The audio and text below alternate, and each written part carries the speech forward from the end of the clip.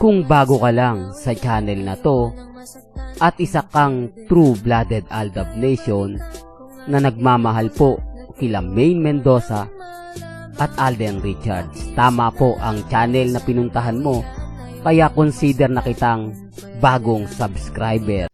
Welcome back mga kaaldab. Ito na naman po ang inyong lingkod, si Mr. Destiny. At syempre dito tayo sa number 1 trending na naman ngayon. At pinag-uusapan sina Alden Richards at syempre si Maris Racal. Medyo maraming, alam nyo na, naglabasan na naman po na haka-haka kwento na kung saan nga po talagang mapapaisip ka. Talagang masasabi mo na keso ganito, keso ganon, di po ba? May teleserye, may pelikula na gagawin, bagay na bagay yung dalawa. Wala naman tayong problema dun. Alam naman po natin na si Mengay pa rin po ang panalo sa labanang ito.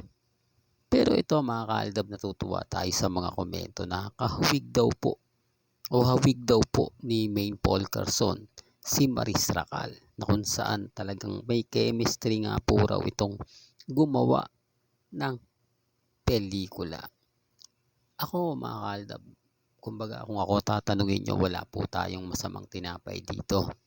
Ang sa akin lang po, update lang po para alam ninyo mga nangyayari lang ngayong weekend. Kasi alam nyo naman po, kapag hindi natin to inagapan, abay maraming kwento ang maglalabasan. Maraming haka-haka na naman ang uusbong. Di po ba? O baka sabihin nyo na naman, keso ganito, keso ganon. Paulit-ulit kong sinasabi po na galing po ito sa social media. Kaya nga po nung nakita ko, nagbasa na rin po tayo ng komento. At syempre lahat ng komento, karamihan nga po talaga pumapabor nga po kay Maine. Bakit nga po ba mas pumapabor kay Maine Paul Carson? Basta't ka-love team po o love team po pinag-uusapan.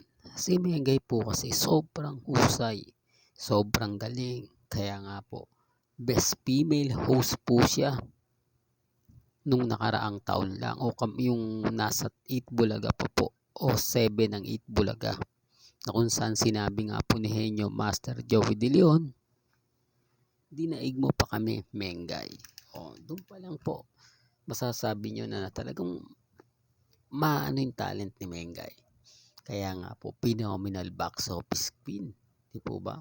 Comedy queen, halos lahat naangkin ni Mengay. Kaya maraming naiinggit po sa kanya.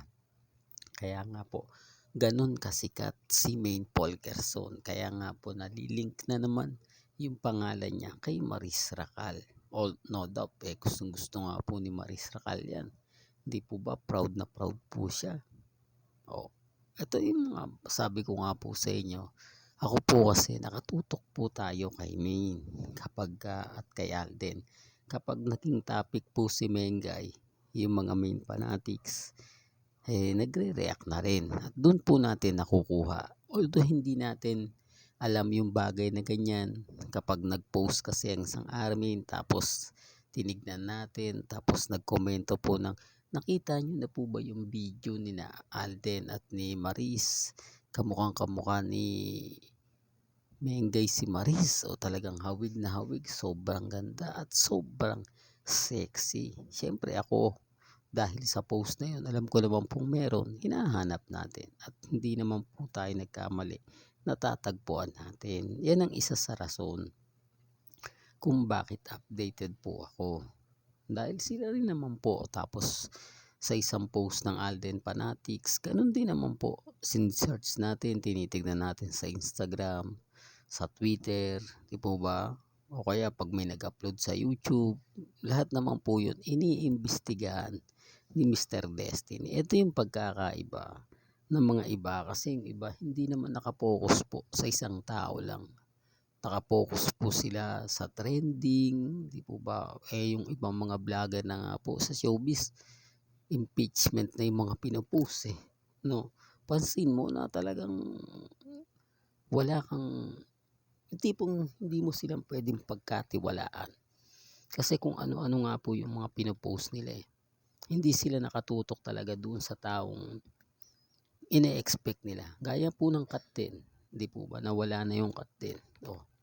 Sino nga po ba yung na-pressure doon? Ay, yung admin. Nasaan na po yung admin? Wala na. Kasi wala na nga po siyang may post. Wala na nga po siyang may pakita. Kaya nagmimistulang. AI na lang po yung mga pinapakita niya. At siyempre yung mga pinopost niya. Ngayon hinahanapan siya ng update. Wala siya maibigay. Meron po kay Mark Alcantara. Doon pa lang po makikita nyo kung sino nagsasabi ng totoo at kung sino yun gumagawa lang. Kasi kung nakapokus ka sa isang tao lang, gaya nga po ni na Alden Richards at ni Mengay, madali kang makakakuha ng mga impormasyon. Pero sila hindi. Kasi kung ano yung trending, kung ano yung viral, at kung alam nila sino yung maraming viewers, maraming nanonood, yun ang i-update nila. Yun yung ipapakita nila. Kaya siyempre mawawala na yung update nila. Tapos pag nag-boom yun, tutuloy-tuloy na nila yun. Ganun po ang paggamit sa social media ng mga taong walang alam. Umaayon lang po sila sa mga nababasa nila. Hindi po katulad natin. Di po ba sabi ko nga po sa inyo, si Mr. Destiny nagre-research. Tinitignan ko po muna isa-isa. Bawat anggulo, saka natin pinapaliwanag. Ngayong family bonding moment o family weekend, siyempre may ispatan na naman po natin si Mengay dyan sa Bulacan. Although yung iba hindi nakikita, hindi naman sila taga dun eh. Hindi po ba? Ito lang po yung sinasabi ko. Yung mga taga Maynila, taga Quezon City, na pumupunta po at sinasabi po nilang wala. Hindi nyo naman talaga makikita kasi hindi po kayo taga ron. Hindi katulad ng malapit doon, di po ba, na kumakain kapag ka nalaman nila andito si Mengay, chat na nila, pupuntahan na sila. Yun yung pagkakaiba. Iba po kasi sinabi, andito si Main, tapos pupunta sila, tapos wala. Paano? Siyempre umalis na yung tao, sa layo pa naman po eh. Di po ba? Quezon City to Bulacan, babiyahe ka pa, matatraffic ka pa. Hindi katulad ng taga ron lang, isang chat mo lang, punta ka, kararating lang ni Main. Kaya nga sabi ko sa inyo, mahirap po talaga magpaliwanag.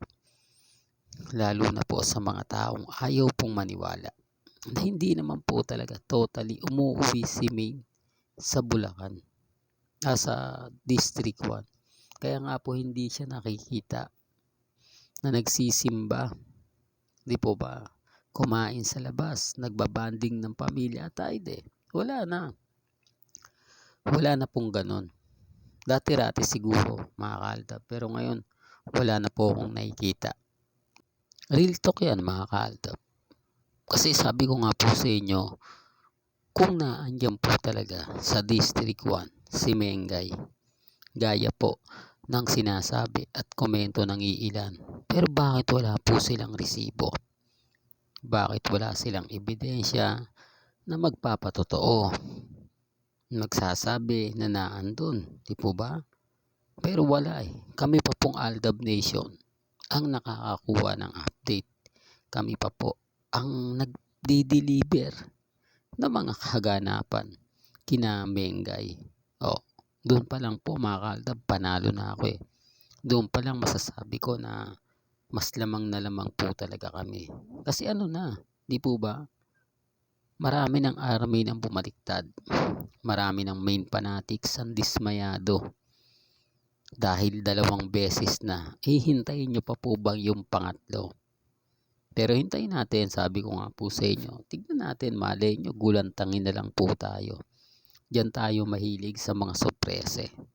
Diyan tayo mahilig sa mga biglaang interview o announcement ni na Alden at ni Mengay.